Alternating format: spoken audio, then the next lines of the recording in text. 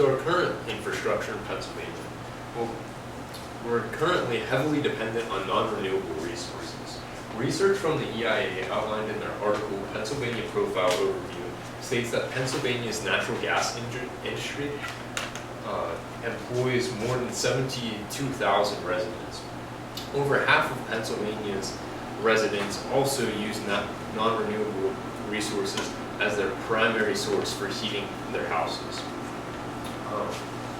Pennsylvania is the third largest coal producing state, and additionally, research from the EIA outlined in an article, Pennsylvania Profile Overview, shows that Pennsylvania produces over 7.5 trillion cubic feet of natural gas every year.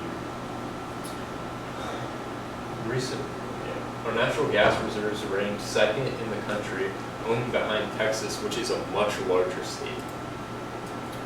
So, our advantages to this current infrastructure. Well, it's well established, there's no change required, and as I've said, it employs 72,000 residents. Our disadvantages is that it creates carbon dioxide that is harmful to the environment, it creates mine drainage, it affects climate change, and it is heavily dependent on non-renewable resources. And then the biggest threat and limitation is that it is not renewable, and that as the population increases, this resource will decrease. Finally, a local problem is the abandoned mine drainage. In our area, there is a lot of coal mines, and what happens is water gets polluted from contact with mining activity, and this forms highly acidic water. This acidic water is not only harmful to plants, humans, but is especially harmful to amphibians.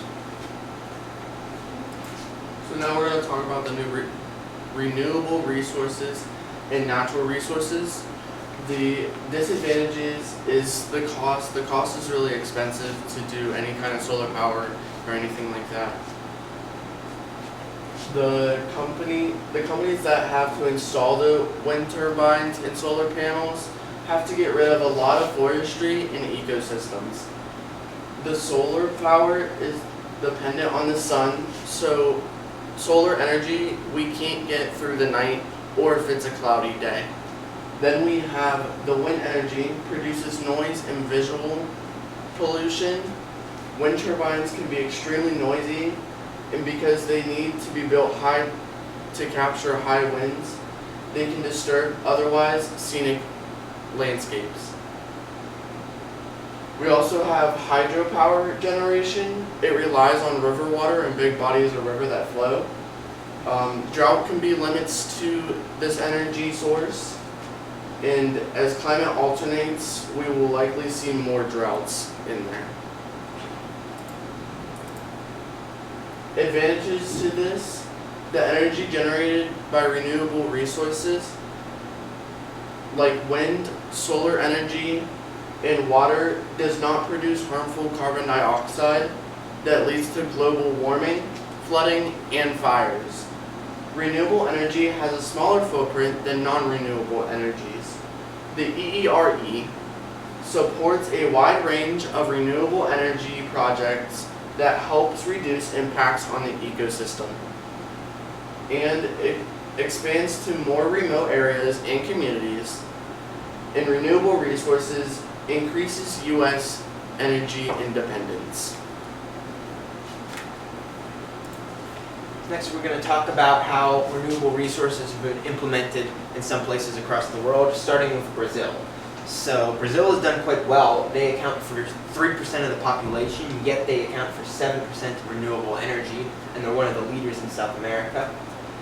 This is mostly because of their powerful rivers and wind farms. Specifically, the rivers, think the Amazon, are big, wide rivers with a lot of flow. Those are able to generate a lot of hydropower. Now, some of the drawbacks that Brazil does have is that many of their hydropower opportunities have been developed. 60% are developed, and most that aren't developed are in the Amazon rainforest, which is very hard to get to access, and to build anything in. Next is Namibia. Namibia actually ranks #1 among countries for photovoltaic potential in the world, which means they get the most sun. They get 10 hours of sun 300 days a year. And their former president, Hage Geingob, said that Namibia is uniquely positioned to become the renewable energy hub of the continent, which is a pretty big statement. But this is all new because before 2008 they would import energy from South Africa, but then they weren't able to get it there for a while, so they turned to solar.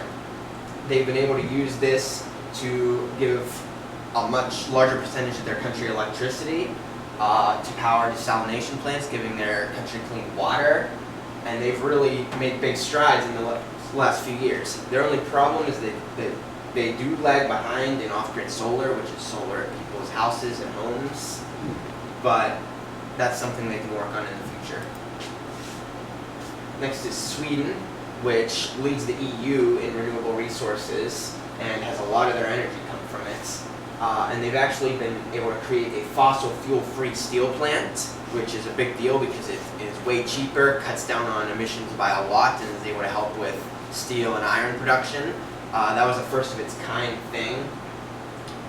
Their only real drawback is that their wind power generation currently is lacking, but they are planning on expanding on that in the coming years and investing a lot of money into it. And lastly is Pennsylvania, which has kind of lagged behind some of the other states in the US. In the last decade, their solar power has tripled, but in other parts of the country, it's increased by almost 12-fold. The one big success that we do have is electric vehicle sales growth and electric vehicle charging points, where we are at the top half of the nation, pretty close to 10th and 11th. We've been able to expand these quite well, and we plan on having ones along every major highway very soon. Some of the drawbacks, and there are a few, is that our renewable resource growth has been slower than average, and our energy savings has actually been decreasing, which puts us 50th out of 51 in energy savings, only in front of Ohio. Now, what's stopping the transition to energy across the globe? Well, the answer to that is money. An estimated $4 trillion per year must be spent on the US alone achieving net zero emissions by 2040. And developing countries face even more struggles. With developing countries, they often can't afford to put this stuff in, and they need to pay other countries for their energy, which in turn gives them less money to invest in renewable resources. This can be fixed, however, by retrofitting some old assets, which can be cheaper and making them renewable. And you can also provide financial incentives to help private companies make the switch, which is another big thing, getting private companies on board. So we've looked at how places across the world are doing renewable energy, but here's some of the ways we can generate it. In our area, the three best renewable energy sources would be hydropower dams, solar power, and wind power. Hydro dams can be used as long as there is enough flowing water, although it can dry up creeks and rivers, cause flooding if it were to break, and the power will vary depending on the current. It can also give us water throughout the day, power throughout the day. It's supposed to say power. Solar power can be used during the day. Equipment is almost guaranteed to stop working after 30 years and is harmful to the environmental disposal. Wind power cannot be hidden, is dangerous to birds, and the energy given will depend on how strong the wind is that night, but it will give power almost throughout the entire day. In our area, one of the best ones to implement would be solar power. Solar power would be best for our community as we don't have enough large open spaces for wind turbines, and we don't have enough big flowing rivers or creeks for hydro dams. And these can be installed on top of buildings and coexist where people are already living. And the only downside for us would be that they're toxic to dispose of and that they don't really help during the night.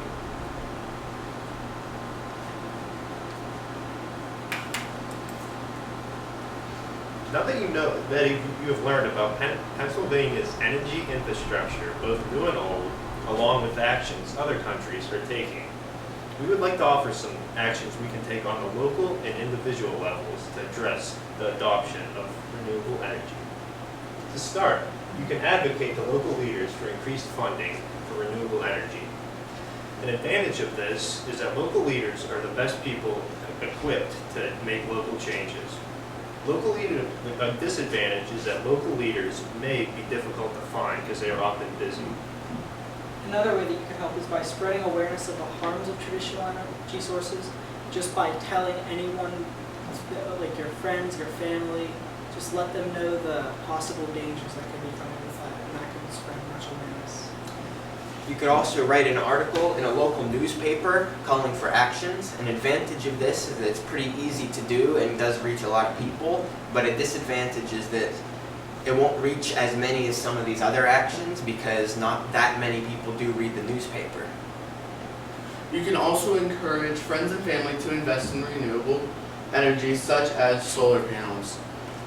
An advantage to this is that solar panels you can put on top of your house and you can tell friends and family and then they can tell more friends. And a disadvantage is that it is costly to put solar panels and it also hurts the environment to dispose of them. Finally, you could write a state representative. These are the people that have the power to make a change. But unfortunately, if it is only you writing the letter, they may not take you seriously.